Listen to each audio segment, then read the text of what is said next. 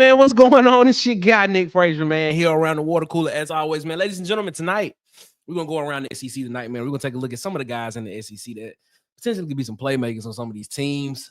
A lot of the teams that Auburn has to go up against this year. So we're gonna take a look at it, and then we're just gonna analyze it. We're gonna talk about it right after this. Eugene Asante. Introduce us, my guy. Boys and girls of all ages, you're tuned into the Water Cooler Talk podcast, the biggest podcast in the world. Yeah.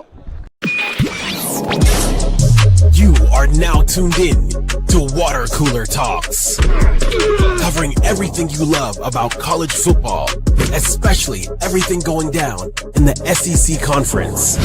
So, if you love college football, you need to lock in.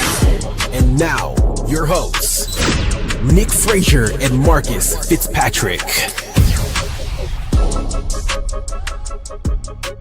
Yes, sir. Ladies and gentlemen, man, we appreciate y'all so much for rocking with us here around the water cooler. As always, we are here every night, Monday through Friday, 8 p.m. Eastern, 7 p.m. Central, man. We thank y'all so much for rocking with us here around the water cooler. As always, man, before we get into it, as always, make sure you follow us on Facebook at the Water Cooler Talk Podcast. Follow us on Instagram and TikTok at the Water Cooler Talk. Follow us on Twitter at CoolersPod23. Follow us on Twitter at CoolersPod23. Follow us on Twitter at CoolersPod23. We surely appreciate it. Thank you so much if you have one. And then, of course, subscribe, like, share, and hit the notification bell button here on YouTube so you know when we post more videos and when we go live. Thank y'all so much, as always, for always coming around the water cooler with us and chilling with us around the water cooler. As we talk SEC football, as we talk Auburn football, as we talk sports, we appreciate y'all so much for continuing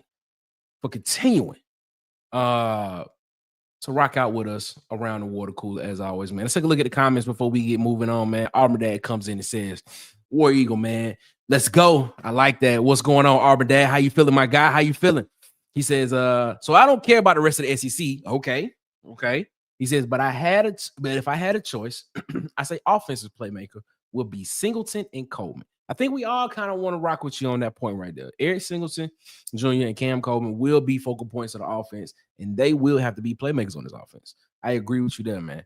I got C. Hall. He said, War Eagle, everybody. How's everybody, man? How are you, C. Hall? Are you doing okay? Are you doing great? I hope you're feeling great, man. That's good to hear, man. That's good to hear. JT says, War Eagle, everybody. What's up, JT? Auburn Dad says, good. He telling C he doing good. That's what I'm talking about, man. He says, Nick, if the draft was right now, who do you want the Panthers to take? I would want the Panthers to take an offensive lineman. Kelvin Banks Jr. is who I want them to take. I want them to take Kelvin Banks Jr. That's who I would want them to take. Get an offensive lineman. If I was the Panthers right now, let's go get an offensive lineman to continue to protect Bryce Young, who's the franchise quarterback. If on the free agency side, I would love to see Cooper Kupp in Carolina. Would love to see him there.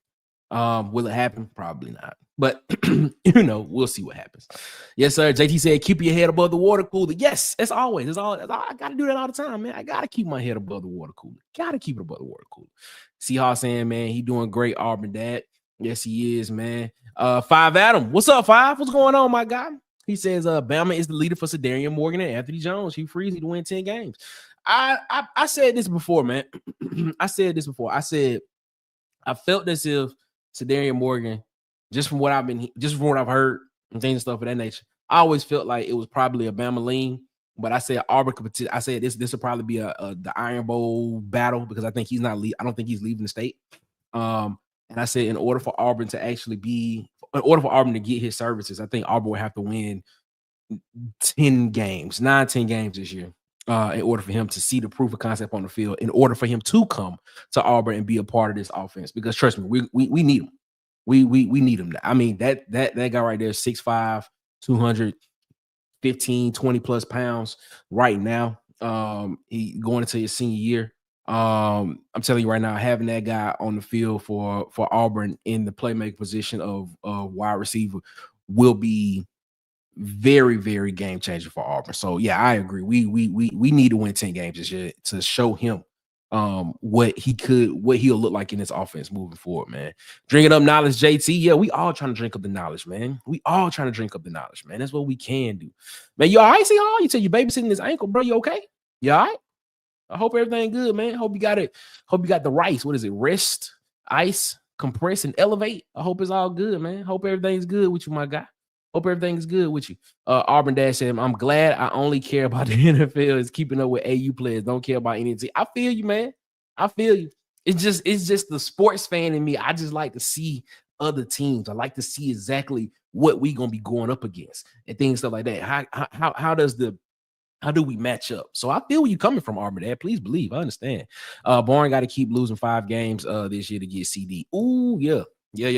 I feel you coming from that too. So the perfect situation for this is if Alabama loses and Auburn wins, I think Sedarian Morgan's in the Auburn uniform. I think so, but we'll see what happens. Yes, Zion Gibson is an elite cornerback. Yeah, he's currently committed to Alabama, but hopefully that can change. Hopefully if Auburn can continue to show proof of concept on the field, which I think they showed enough proof of concept on the field on the defensive side.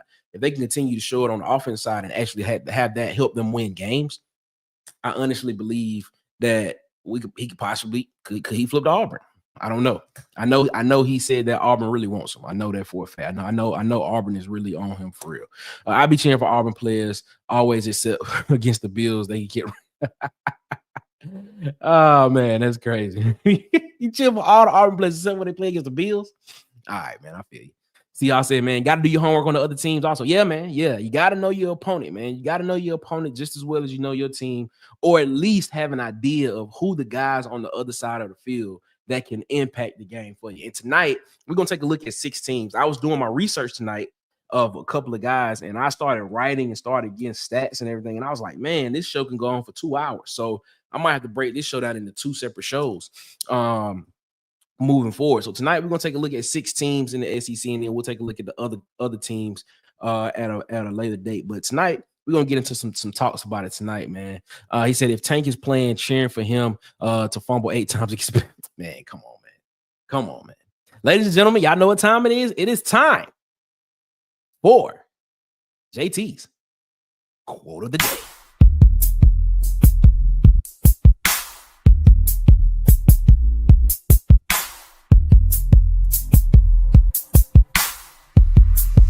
Yeah.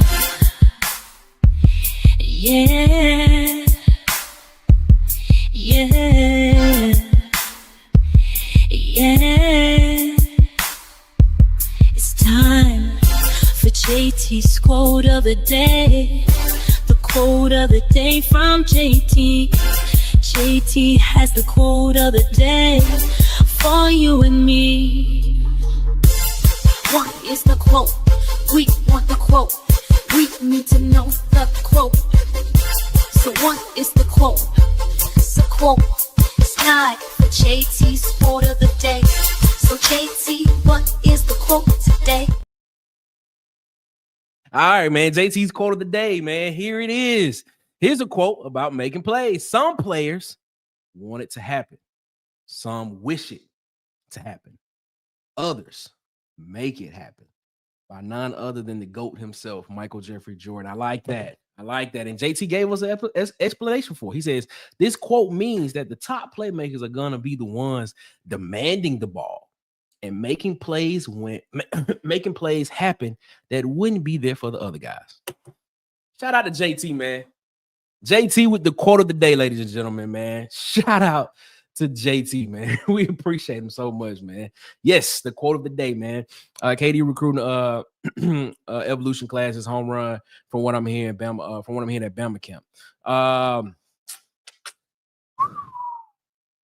don't like the sound of that.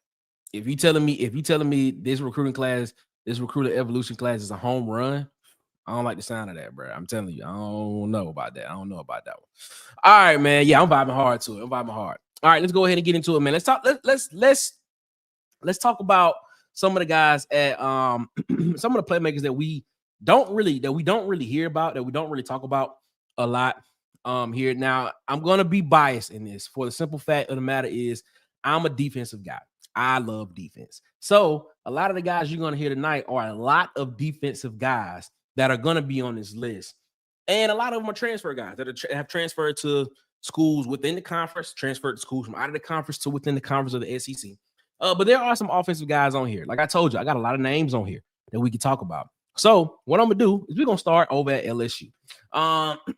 Looking at LSU, I think the number one guy on this LSU team that is going to have to be a playmaker. And you're looking at this defense. You're looking at Harold Perkins Jr. Now, we all, if you know, Harold Perkins Jr. last year did not have a really good season for the simple fact because he had an injury last year. He had a knee injury that ended his season very early on in the season, like week 5 or so in the season. Week 4, week 5, it ended his season. So he was not able to play the rest of the season. So looking at this guy and seeing the production that was not on the field with Harold Perkins Jr. last year, it hurt this defense a lot. You're looking at a guy that for the past 2 seasons had 74 and 72 total tackles, respectively, for the 23 and the 22 seasons. And not having that production on the field hurt this defense. A guy that had 13 and 14 tackles for loss as well on this defense as well. 7.5 sacks, 5.5 sacks, respectively, as well. You're looking at that, taking that type of production off the field and taking a defense that was already not really up to LSU standards, but taking your guy that's on the field off the field. You're looking at him and you saying, man, now we just making it even worse. And it's just making it even harder for that defense in order for them to be able to produce and put bodies on the field. Now, you pair that with what they did in the portal. They went and got a Patrick Payton, the defense, the edge from Florida State, a guy that last year that had 35 total tackles, 11 tackles for loss, 4 sacks. And then you go and get a Jack Pyburn, who was an edge at Florida. And we all saw what that Florida defense turned into towards the end of the season.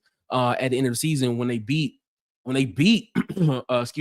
Miss, and when they beat LSU, guy that had 60 total tackles, 4 tackles for loss, and 1 sack. Having those type of guys coming off the edge for LSU this year, having Harold Perkins back, who will be at the linebacker, potentially rushing the quarterback, which is his natural position, blitzing, coming off the edge, looking at him and seeing exactly what he'll be do.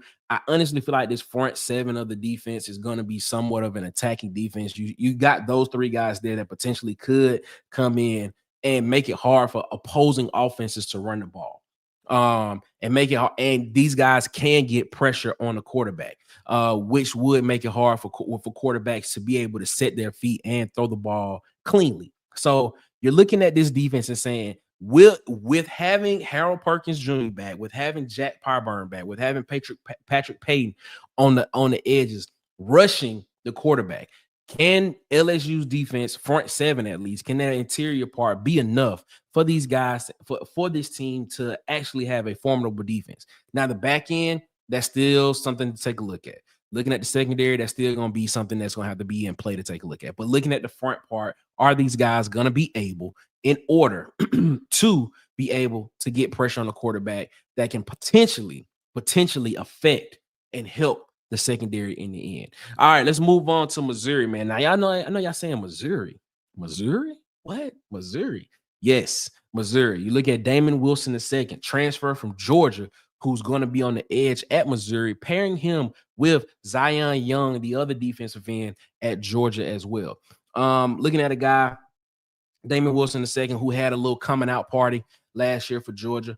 He had a little bit of an expanded role with Georgia's defense last year. 22 total tackles, 5.5 tackles for loss, 3 sacks. And you pair him with a Zion Young, who last year had 42 total tackles, 5.5 tackles for loss, and 2.5 sacks and a forced fumble recovery as well.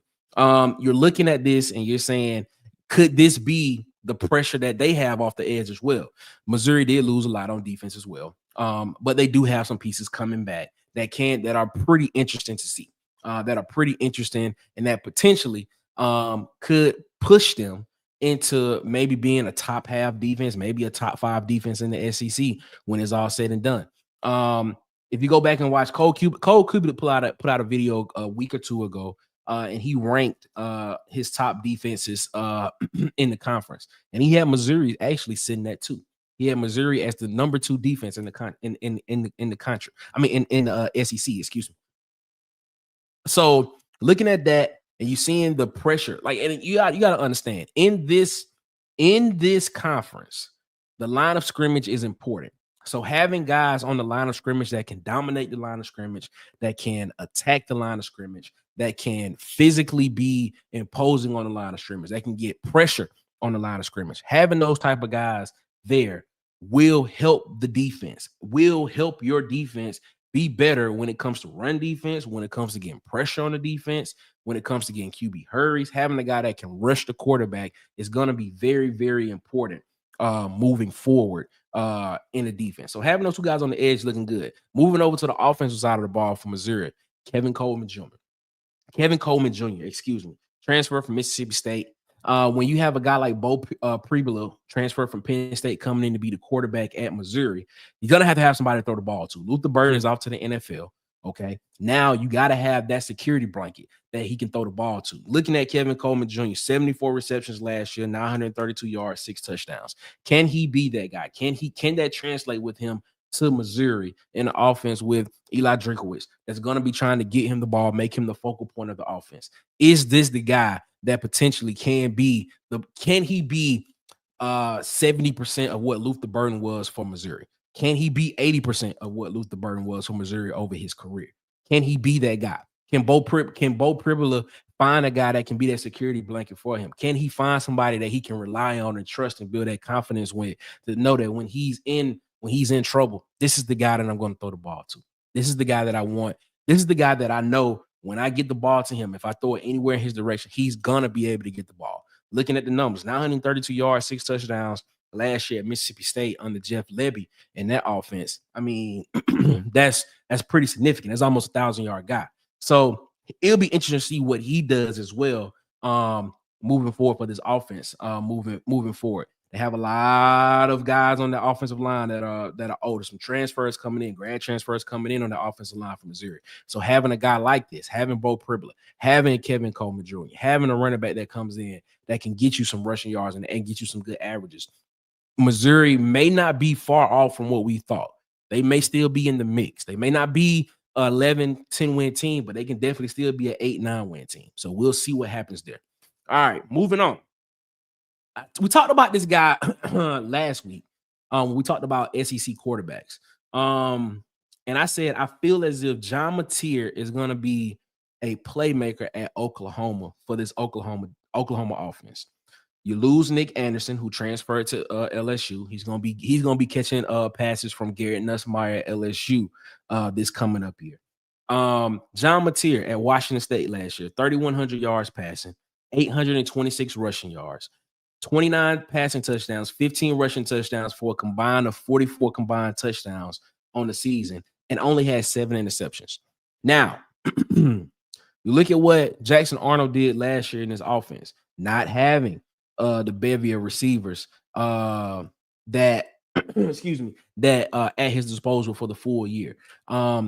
Being relegated somewhat in this offense, not looking comfortable at all in this offense at all, not looking comfortable at all in this offense. But now you look at what John Mateer is coming in with, Ben Arbuckle, with having Giovanni Gibson, with having Jaden Gibson, with having Deion Burks out there at the wide receiver position that he'll be able to throw the ball to, having those athletic big guys that he'll be able to throw the ball to on the edges and on the perimeter. It's going to be interesting to see what this offense looks like. Javante Barnes is going to be back running the ball for Oklahoma's offense probably is going to be one of the top offenses in the SEC this year. Just going to be completely honest with you. I wouldn't be surprised if they probably rank out as probably top 3 in the conference this year. If you saw what they did at Washington State last year, and you're looking at John Mateer, and the questions was behind John Mateer, were there playmakers around him that he could get the ball to consistently? I mean, you look at the numbers, 3,100 yards, you got to have somebody else catching the ball. But then the question was the defense. Could the defense stop somebody? You know what I'm saying? And then now you look at what Coach Brent Venables is doing on the defensive side of the ball, and now he's going to be calling plays. He's going to be taking over the play calling on defense for Oklahoma this coming up season. So looking at that, and you're saying to yourself, man, with this OC QB connection of guys that's coming from Washington State, with the Gibson guys that are gonna be the Giovanni Gibson and Jaden Gibson at wide receiver catching the ball, with Deion Burks catching the ball as well. Javante Barnes running the ball, and then you even add the fact of Mateer as a running threat himself. You're looking at this and saying this offense potentially could be one of the best in the SEC, even for a first year OC and a first year quarterback in the conference. Not first year together, but first year in the conference. Now, moving over to the defensive side of the ball, you're looking at a Marvin Jones Jr. at defensive end, 25 total tackles last year, 4 sacks. Then you move over to Mason Thompson on the other side, 23 total tackles, 9 sacks, 12 and a half tackles for loss, 11 QB hurries, and 2 forced fumbles. You're looking at that type of guys, and I tell you, looking at the pressure coming off the end, looking at Brent Venables. If you go back and you look at the defenses that Brent Venables had when he was the defensive coordinator at Clemson, those were very attacking defenses. They had really big guys on the front. They had guys that can rush the passer really well. They were really good with their hands. They had a lot of guys on that front seven, that were really big, really fast, really physical. The thing about Clemson back then was a lot of people were saying Clemson's defense was an SEC defense in the ACC. That's what a lot of people were saying about Clemson's defense then. They looked like an SEC defense, but they were just in the ACC. So you get these guys back. You get a Marvin Jones. You get a Mason Thompson. You get the guys that's coming back on this defensive side of the ball at the linebacker position. You see what is potentially going to look like. And then you add that into the fact of that Coach Brent Venables is now going to be calling plays. I'm telling you. And not to mention the fact he went and got the guy that he was coaching with at Clemson before he left to come to Oklahoma, who's now the defensive coordinator. I'm telling you, man, this Oklahoma team looks to be one that is going to be very scary, very interesting. Scary. Yeah, I say it's scary. I may have to retract that statement. Nah, I'm gonna keep it. This Oklahoma team, potential wise, has the ability to be probably in the SEC championship race. And if the ball bounces the way that it's supposed to bounce for them, they potentially could be a playoff team. I mean, you just look at it. You look at what happened last year with Jackson Arnold at quarterback. Just nobody was there for him to throw the ball to, for real. He just didn't have any help. And he just looked uncomfortable in the offense. You go out and you go get the offensive coordinator and the quarterback from Washington State. The head coach decides I'm going to be calling plays again, or at least I'm going to be involved in the defensive game planning, to where we'll know exactly what we're going to be doing. I mean, and you add the pressure on of what some people say this could be a hot seat season for Brent Venables, what some experts are saying. So you add that to the fact of the matter of, man, this could be a concoction of where we see the best Oklahoma, that this could be Oklahoma's best season that we've seen since they got in the SEC, which this will be their second year. So it's going to be interesting to see how that moves forward, man. But I tell you, John Mateer, Marvin Jones Jr., Mason Thompson, those guys at Oklahoma are going to be some of the playmakers that I'm going to be looking at this year, especially with Auburn having to go to Norman, Oklahoma, and play them at home. Looking at that, that's going to be interesting to see. That's going to be very interesting to see how that moves forward with Auburn. Moving forward, having to play Oklahoma at home as well. All right, man. We got through those schools. We talked about LSU with Harold Perkins Jr., Jack Pyburn, and Patrick Payton. We moved to Missouri and we talked about Damon Wilson and Zion Young on the defensive side of the ball, and then even moved to the offensive side of the ball and talked about Kevin Coleman Jr. If he can be that security blanket guy for Bo Pribula, who's transferring in from Penn State as well. Can he be that guy? Then we moved along to Oklahoma and talked about John Mateer and how he potentially could possibly be the SEC newcomer of the year at the end of the year. And I honestly feel like I sit here and I say Jackson Arnold potentially could be a Heisman Trophy finalist at the end of the year. John Mateer could be in that conversation as well, especially if Oklahoma is in a position to where they could be potentially playing for the SEC championship at the end of the season. I feel like there's an opportunity that he can be in that position as well. And then you're looking at Marvin Jones Jr. and excuse me, Mason Thompson, the defensive ends on the other side of the ball for Oklahoma, and seeing exactly how this defense is going to look moving forward. Yes, sir, ladies and gentlemen, man, we appreciate y'all so much for rocking with us here around the water cooler. We're going to take a break right here, and we're going to head into halftime, and then we're going to come back, and we're going to get to the second half of the show. Let's go. You don't out your seats. It's halftime. Do you want to feel like a star? Then go to Hollywood Media, and you'll be shining. From sports interviews, athletic highlight tapes, athletic photography, Hollywood Media will make you the star of all stars.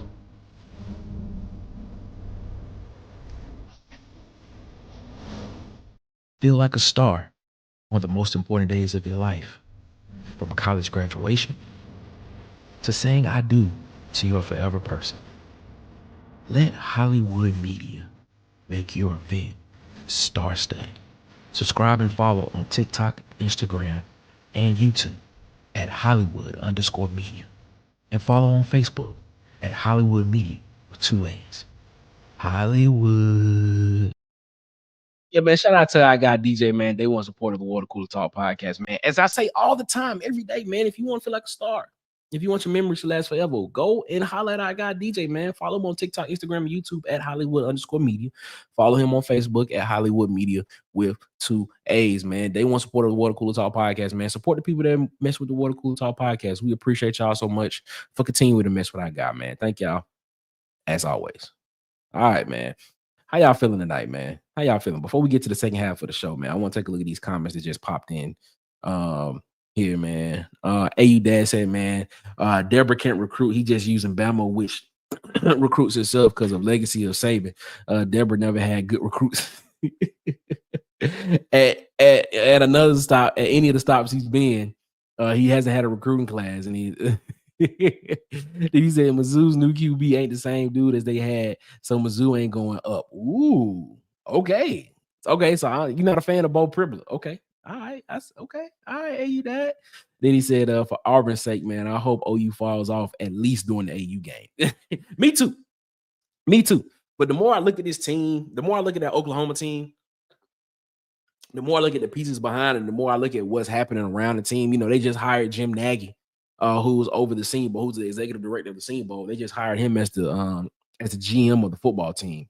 So I know for a fact in the next 2 years, their roster is going to be an NFL style roster moving forward, just based off of what he did for the Senior Bowl. Oklahoma setting themselves up right now to be a premier school in the conference moving forward. It's going to be interesting to see how they move, and I think this year is the building blocks towards moving in that direction. It's going to be interesting to see what happens, man. All right, man. Let's go ahead and let's move to the second half of the show, and let's get into these last couple of names that we want to talk about. All right, man. So, I had to put my Auburn Tigers in here. I got to talk about the Auburn Tigers, man. Auburn Tigers. Let's start with Cam Coleman. Auburn dad came in early and said Cam Coleman will have to be one of the guys. Wholeheartedly agree. What he had, 37 receptions last year, just under 600 yards receiving, 8 touchdowns. Then you add on top of that Malcolm Simmons with 40 receptions last year, 450 receiving yards, 3 touchdowns. And then the newcomer coming in the mix of Eric Singleton Jr. and having Eric Singleton Jr. over his career, the past 2 years over his career at Georgia Tech, his totals, 104 receptions, just under 1,500 yards receiving and 9 touchdowns. You have those 3 guys right there. You have those 3 guys on this offense. Not to mention, we haven't talked about Horatio Fields, and we haven't talked about Bryce Kane. We haven't talked about Perry Thompson. We haven't talked about any of those guys. But those 3 guys right there, tell me what defense, if there aren't many defenses in the country that is going to be able to guard all 3 of these guys at one point in time.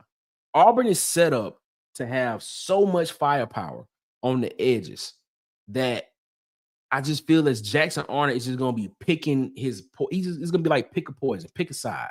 Which side do I want to go to? If the read tells me if it's a full field read, which side I want to go to? If it's a half field read, which one of the dudes I'm throwing the ball to. I just feel as if these three guys just changed the game for Auburn.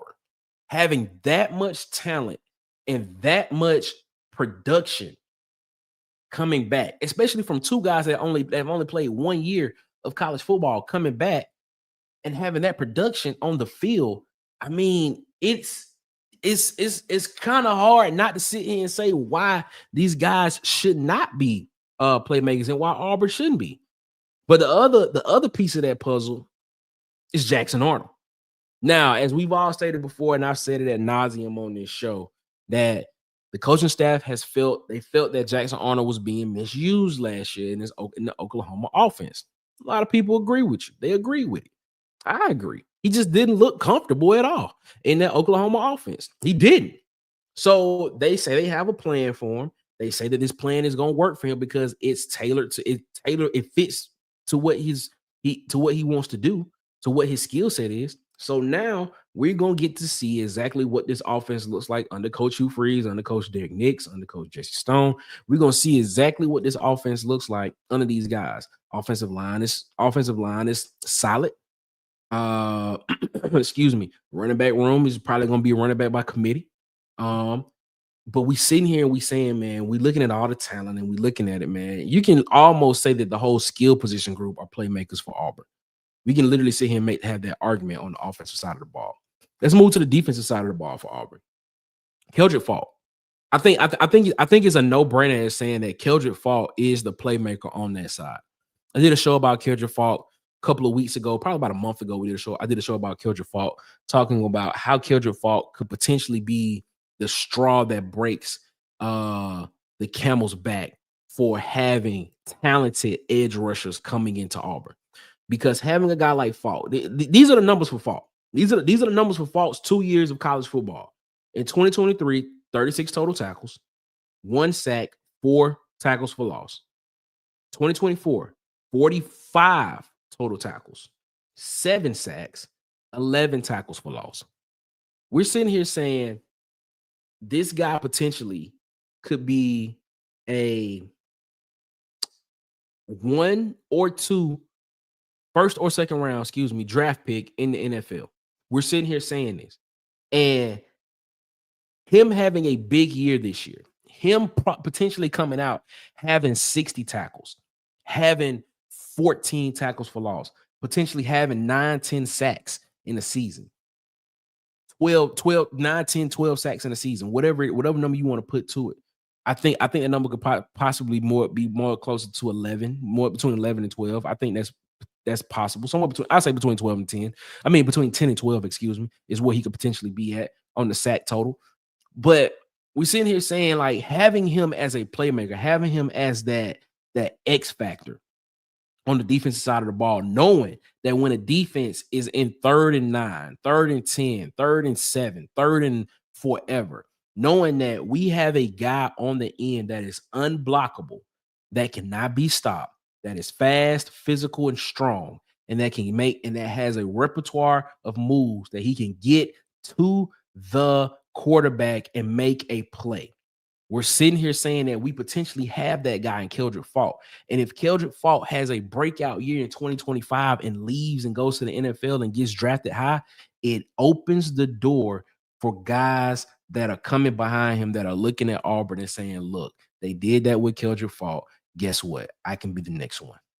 So, yes, for a multitude of reasons, Keldrick Faulk is a playmaker, especially for the front 4, front 7 when it comes to rushing the passer at Auburn. Auburn, if he has a great year, Auburn can potentially be the school that pass rushers come to make their track towards the NFL. And in the way of them making their track towards the NFL, they help Auburn win championships. So, yes, Keldrick Faulk is a big playmaker for Auburn coming up in the 2025 season.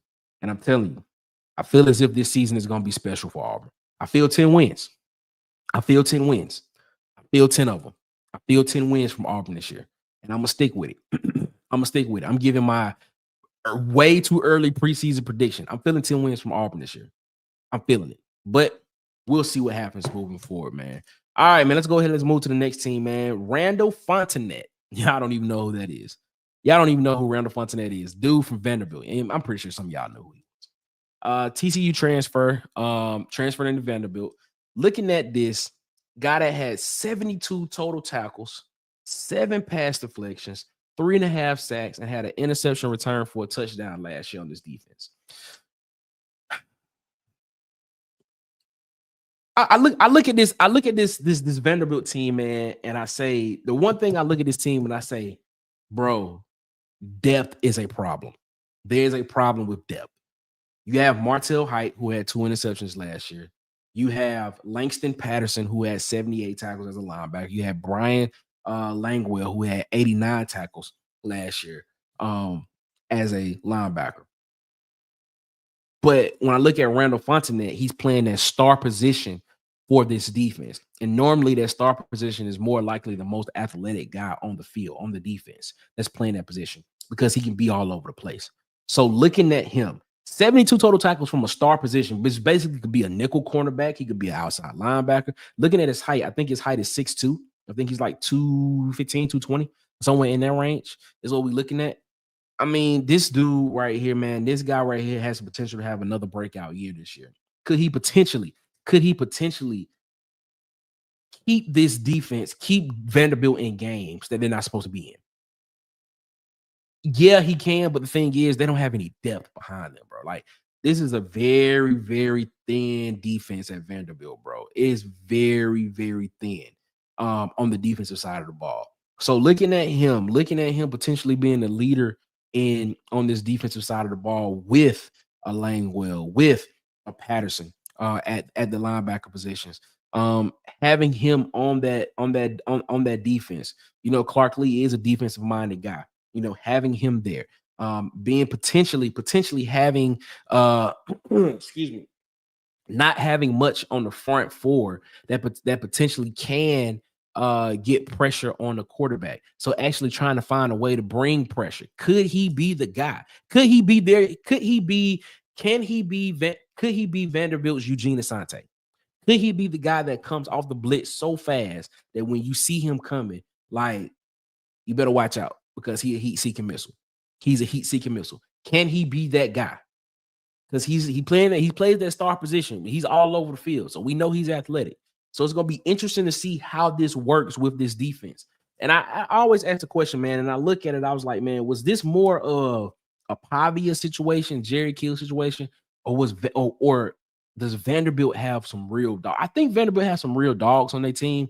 They just don't have any depth on that defensive side of the ball. So having a guy like Fontenette and then trying to get somebody behind him built up that can play behind him is going to help out a lot for them. And you look at a Pavia, you look at a Cedric Alexander, you look at a Junior Sherrill, you look at a Eli Stowers on the offensive side of the ball. I'm not expecting anything different from Vanderbilt's offense this year. When you have Diego Pavia at quarterback, a dude that's just a football player, that's just a playmaker, that's just a baller, I'm telling you, I expect the offense to do what it did last year. But this time, they'll more than likely be a little bit more gelled together. So it'll be interesting to see. They won 7 games last year. Could Vanderbilt win 8? Could Vanderbilt win 9 games? I'm telling you, it's gonna all fall on this defense. And when I look at this projected depth chart for the defense on the defense for Vanderbilt's defense, it looks really thin. It looks really thin. So it's gonna be interesting to see what happens there with Vanderbilt. I'm telling you, man, it's gonna be interesting. All right, man. Let's move along to to Georgia, man. And we're gonna get up out of here. This is the last one we're gonna talk about tonight, man. Looking at Georgia, man. Georgia, in my opinion, has a lot of questions.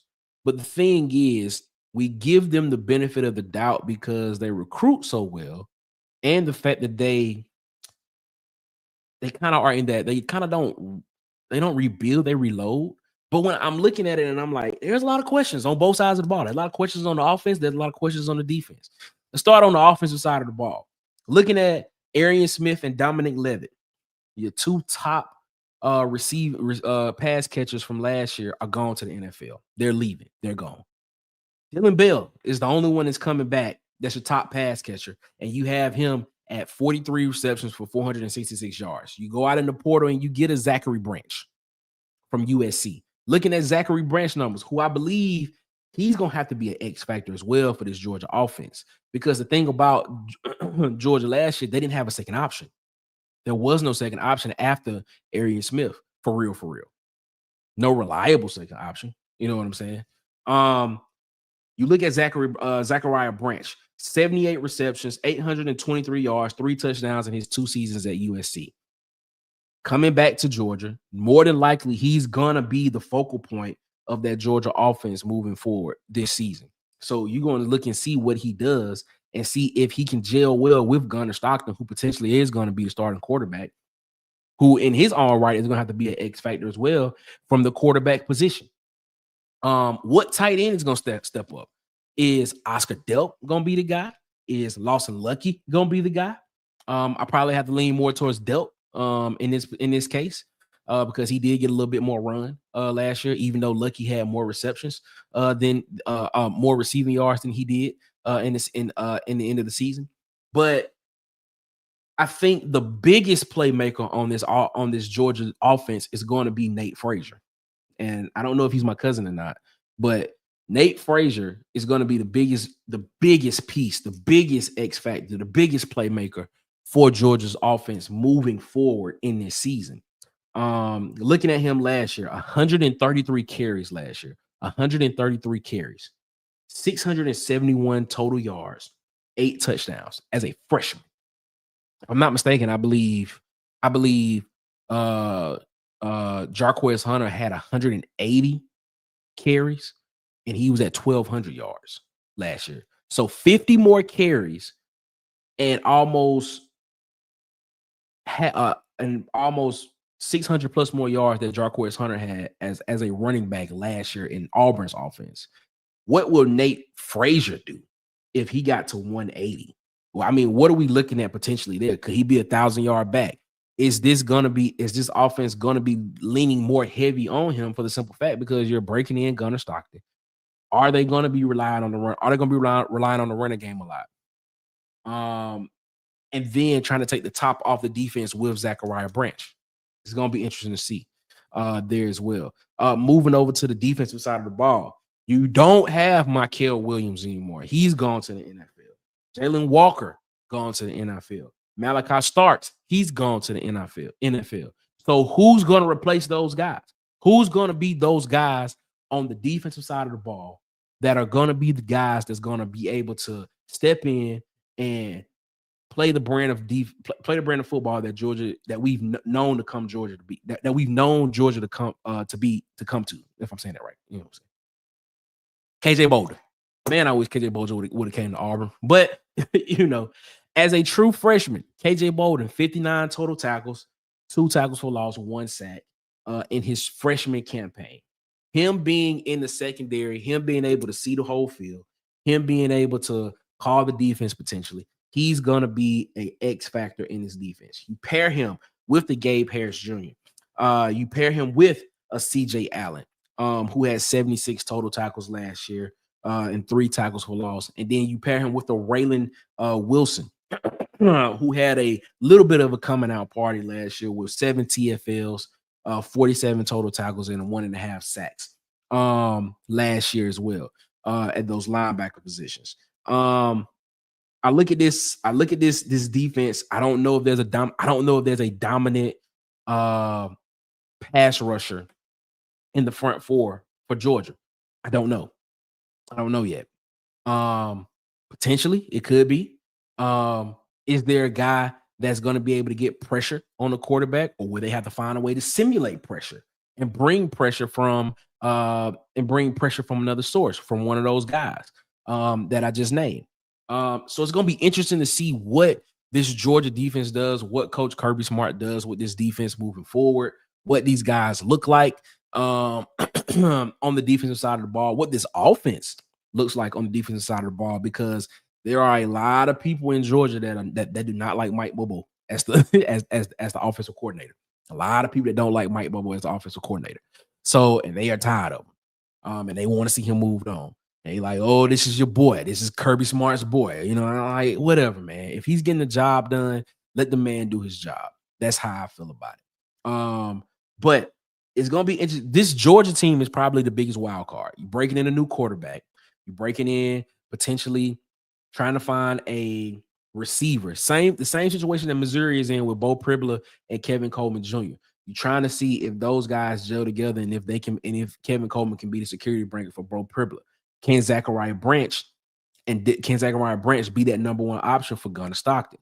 Or will it be Dylan Bell? Or will it have to be Oscar Depp or Lucky that potentially come in and step up and be a second or third option for Gunnar Stockton in this situation on the offensive side of the ball? But I honestly feel as if they're gonna have to lean on Nate Frazier in this run game more than likely, before until they get to the point to where they're comfortable enough throwing that thing down the field to Branch and things of that nature. But the defensive side is what we've known Georgia to become, and I want to see what this defense looks like. And right now, I think Georgia's gettable.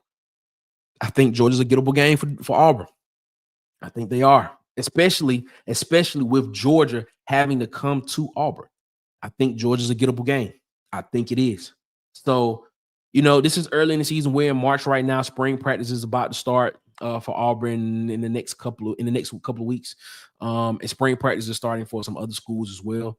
But things will change because we still have a transfer portal window that we have to go through as well. So it's going to be interesting to see how this changes, how these defenses, how these teams change in the next portal cycle, because there may be a big name or big names that get in the portal and transfer and be on another school before the season even starts. So it'll be interesting to see, man. That's it, man. That's all I got tonight on where we at, man. I know this is not our regular type of show, but I like to take a look at other teams around the conference just to see exactly who Auburn and what matchups will look like potentially with who we have to play. We have to play Georgia. Auburn has to play Vanderbilt. Auburn has to play Oklahoma. You're looking at that. Auburn has to play Missouri. We don't have to play LSU this year. But, looking at Oklahoma, looking at Missouri, looking at Vanderbilt, looking at Georgia, you're looking at these teams and you're telling yourself, how do we match up against these guys? Where are the weaknesses? Where are the strengths? And when I look at them, I'm saying Auburn matches up pretty well based on paper. That's what I'm looking at. I'm looking at it on paper and I'm saying Auburn matches up pretty well.